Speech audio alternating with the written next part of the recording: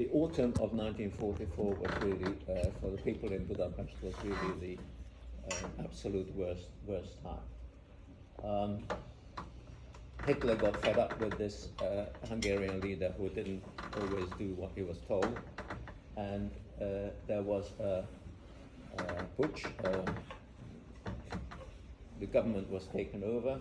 They actually, Germans kidnapped his son to make sure he would resign when he was told to resign, and a new government took control, which was totally anti-Semitic and followed absolutely the line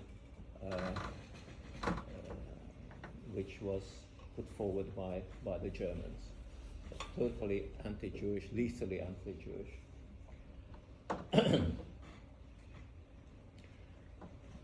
On the side of the good guys, there were some people. One of them was called Ralph Wallenberg, a Swede, and another one was called Karl Lutz, who was Swiss, and the papal nuncio, the papal ambassador in Hungary. They tried to do what they could to save Jews, and what they had done is they bought buildings, put a sign outside to say Swedish government property or Swiss government property or Red Cross property, Swiss Red Cross, or indeed papal. And they allowed Jews to go and live in those buildings. And for a long time, not till the end, but for a long time, these were respected as being extraterritorial. So the Nazis, and when I say Nazis, I'm talking about Hungarians, not Germans. That most of the Germans who were in the country were regular soldiers, off to fight the war. They respected these extraterritorial houses. We were lucky enough. There's something I missed out. I don't know why. They also issued passports. The passport was a designation that the people on this were allowed to go to Palestine after the war, when it was practicable.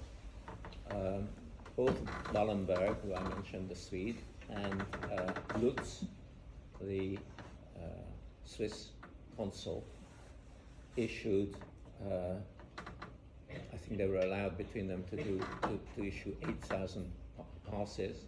They decided it means 8,000 families, and when they got to 8,000, they just started again at number 1. So tens of thousands of these were issued, and I thought it was there. Yeah, this is it. We also had one. This is in German and Hungarian. My family name is there. It actually says Kraus, which was the family name at that time. And it says that they're under protection of the Swiss government and will be leaving for Palestine after the war. I should say that Karl Lutz was, after the war, dismissed from his job by the Swiss government because he overstepped his authority, and his positive actions only came to light quite a long time afterwards. I was lucky enough to meet his daughter, who's trying to make sure that his name is remembered, Karl Lutz.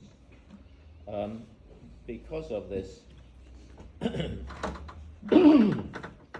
document, my mother and my sister and I were accepted in a Swiss Cross protected house. Actually, my mother wasn't accepted because it was for children. And my mother was able to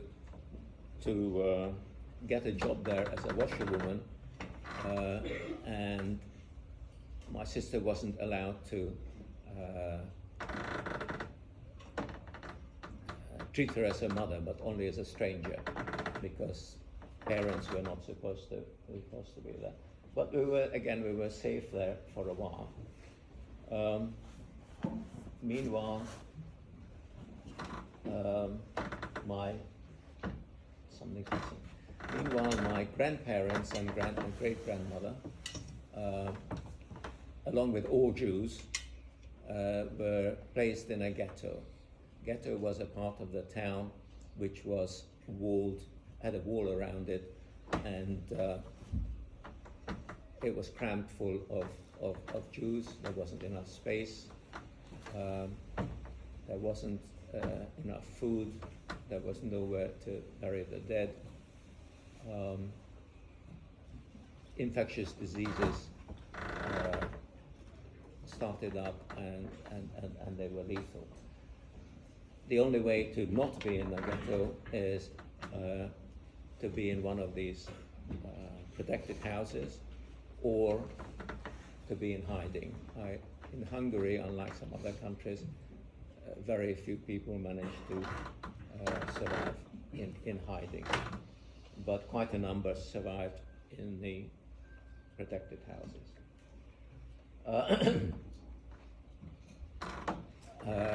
By this time, my father was in another labor camp, which was extremely lethal. Very few of those people survived, and the commandant of that camp was hanged after the war as a war criminal. He knew that he wasn't going to survive if he stayed there, and at a certain point his group was being marched across one of the bridges of the Danube from the Pest side to the Buda side, and he decided that if he crosses the bridge, in his mind he was not going to survive. He was going to be taken away. And what he did was he turned around and walked the other way. Of course, they had armed guards, so he was waiting to be shot. But he thought, if I go on, I'm dead anyway. And I really can't understand doing that, I have to tell you the honest truth. But he wasn't shot, so he was right to take that gamble. Whether it wasn't noticed, it's unlikely. More likely, the person, one of the guards who had noticed it, decided to turn a blind eye because he didn't want to kill somebody. I mean, there are always decent people amongst the baddies, which is worth remembering. Anyway, he escaped, which was very dangerous because deserters, they were counted as deserters and they were shot on sight. So he went into hiding, and the same gentleman that I talked about before, a non-Jewish gentleman, was able to arrange for him to get false ID papers as a non-Jew. I think he was. Every document in those days had to have your religion on.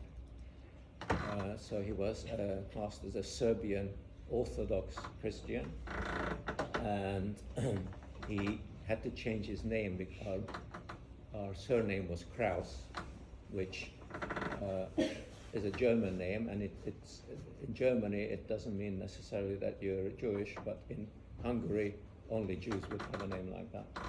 So he wanted to change the name, and he changed it to Keve. So these ID papers were in the name of Keve, and the reason for choosing that is an interesting one. We had lived in before the war and after the war also in Keve Street in our neighborhood of Budapest. And my father wanted a name that my 8-year-old sister would remember without hesitation. So that's why he chose the name of Keve. And my standard joke is that a lot of famous people have streets named after them, but I'm somebody who is named after a street. So then we are somewhere late autumn of 1944. My father was then, with these papers, was able to live as a Gentile.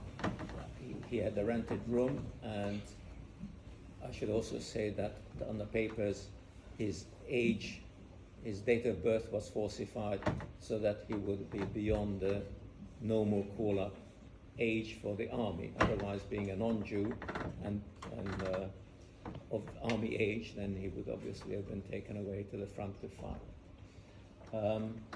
He rented a room somewhere, and he went to work. He went to work in a munitions factory, and he lived openly as a Gentile. He came to visit us in the I'll talk about this in a minute. He came to visit us in a in the Swiss Red Cross protected house, and he found that it was terrible. The conditions were so terrible not because the people were being nasty to us, but there wasn't anything. There was no hygiene. There was little food, etc. But we were safe from marauders. That he decided that he was going to take us away. So he got ID papers for the whole family in the new name. So this is his false ID card. In Hungary, the surname is put first. So Keve István. You can see that in the next line it says 1894, and you can see that actually it's not difficult to see that it's been changed. It wasn't originally that. And this is the ID paper, and it tried to look like a Serbian peasant in the photograph. This is a picture recently of Keve Street in Hungary, in the suburb of Római Fürdő, Rubenbach. And it's still there, and the primary school is still called Keve Street Primary School. So I was very, very privileged. I lived in Keve Street, went to the Keve Street Primary School, and my surname was Keve. So this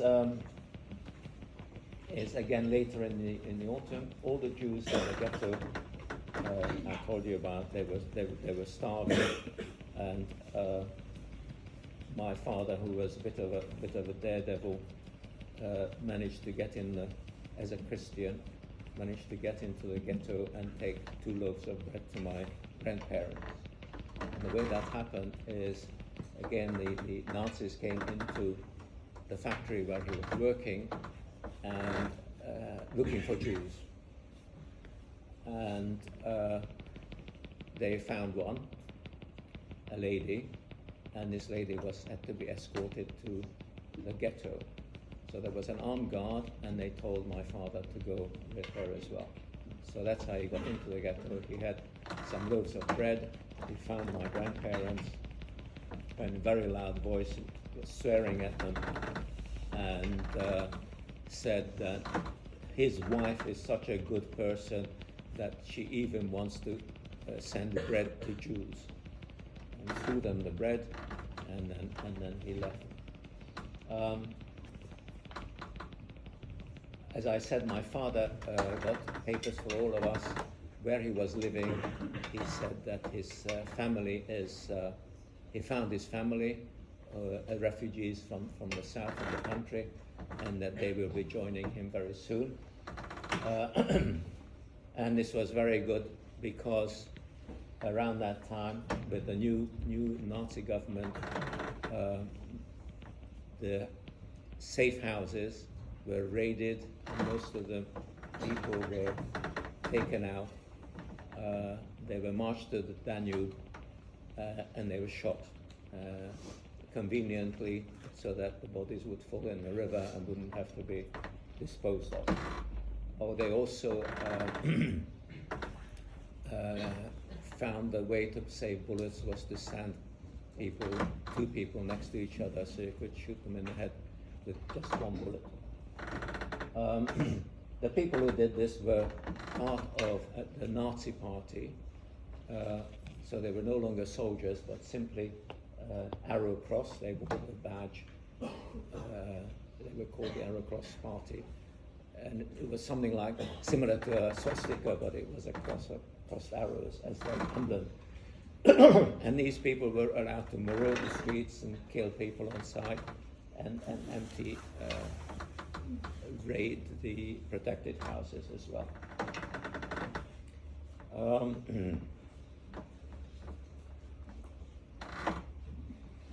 So I already told you this about the ghetto. It was a small area. There was a tiny little square, and that was the only place to bury the dead, so they buried them 10 deep. 500,000 people in 4,000 apartments. And these are the conditions. No food coming in, no waste disposal, typhus, and bodies everywhere because people weren't strong enough to bury them anyway. Fortunately, it was only about 2 months, the period of this ghetto, so people were able to survive it. I'll come back to the ghetto. So we lived as Gentiles in the one room. This identity, the new identity, had to be reinforced all the time. The people there didn't know we were Jews, except for the concierge, who was the aunt again of another friend, and so she was complicit in us being able to live there. But you never knew who was an artist, so we had to make sure that they accepted us as Gentiles. And one of the things my dad did was every night he played cards, and he played cards with 2 SS officers. The SS officers used to visit this building because their girlfriends lived there. Put it fine. And my father, again, he used to say that it was important for him to lose at cards, but lose in such a way that it wouldn't be obvious. One time, again, Arrow Cross raided our flat. When I say our flat, we had one room in this flat. And they are looking for Jews, and there's my father playing cards with 2 SS officers, so they quickly retreated.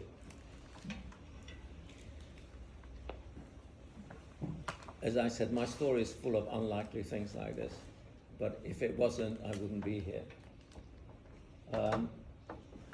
This is a very touching memorial in Budapest now.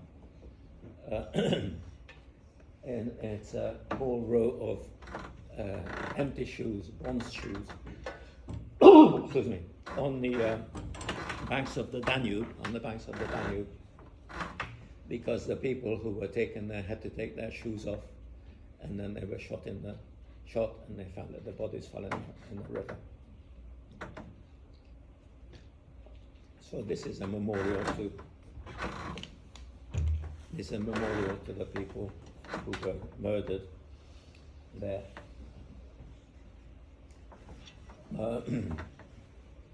December, I'm sure you know, the Red Army, the Soviet Army, was coming in from the east, and of course the Germans were trying to stop them.